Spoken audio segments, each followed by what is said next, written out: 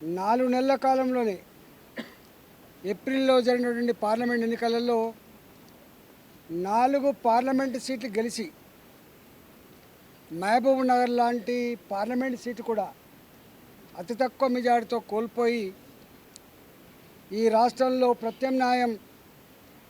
Bharatiya Janata party మాత్రమే అని చెప్పి ఆనాడు ప్రజలు తీర్పిచ్చారు. ఆ తదనంతరం ఎన్ని ఎన్నికలు జరిగినాయో అన్ని ఎన్నికలలో కూడా ఆనాడు బీఆర్ఎస్ పార్టీకి ప్రత్యామ్నాయ పార్టీ భారతీయ జనతా పార్టీ మాత్రమే అని చెప్పి తెలంగాణ ప్రజలు ప్రూవ్ చేసిండు. దుబ్బాకలో జరిగిన ఎన్నికలు కావచ్చు, ఆ తదుపరి హైదరాబాద్లో జరిగిన జిహెచ్ఎంసీ ఎన్నికలు కావచ్చు, హుజురాబాద్ జరిగినటువంటి బై ఎన్నికలు కావచ్చు, ఎమ్మెల్సీ ఎన్నికలు కావచ్చు, ఎక్కడ ఎన్నికలు జరిగినా కూడా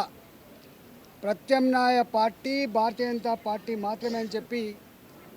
ప్రూవ్ అయింది. ఇవాళ 2023లో కాంగ్రెస్ పార్టీ భారతీయ జనతా పార్టీ పైన ఎంత విషప్రచారం చేసినప్పటికీ కూడా ప్రింట్ మీడియాలో, ఎలక్ట్రానిక్ మీడియాలో, సోషల్ మీడియాలో వందల కోట్ల రూపాయలు వెచ్చించి ఇవాళ Bharatiya Janata party BRS party ఒకటే అనేటువంటి వాతావరణ కల్పన చేసిన తర్వాత కూడా ఇవాళ తెలంగాణ ప్రజలు ఉత్తర తెలంగాణ ప్రజానీకమంతా కూడా ఈ ప్రలోభాలకు లొంగం మేము భారతీయ జనతా పార్టీనే గెలిపించుకుంటామని చెప్పి అత్యధిక ఓట్లేసి 8 సీట్లు, దాదాపు 8 సీట్లలో 7 సీట్లు ఉత్తర తెలంగాణ జిల్లా నుంచి గెలుచుకున్నాం.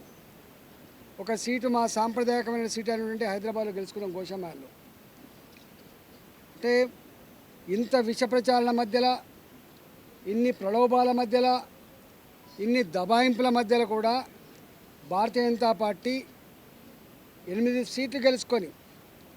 దాదాపు 15% ఓట్లతో ఇవాళ తెలంగాణ ఆశీర్వాదం పొందిన పార్టీ భారతీయ జనతా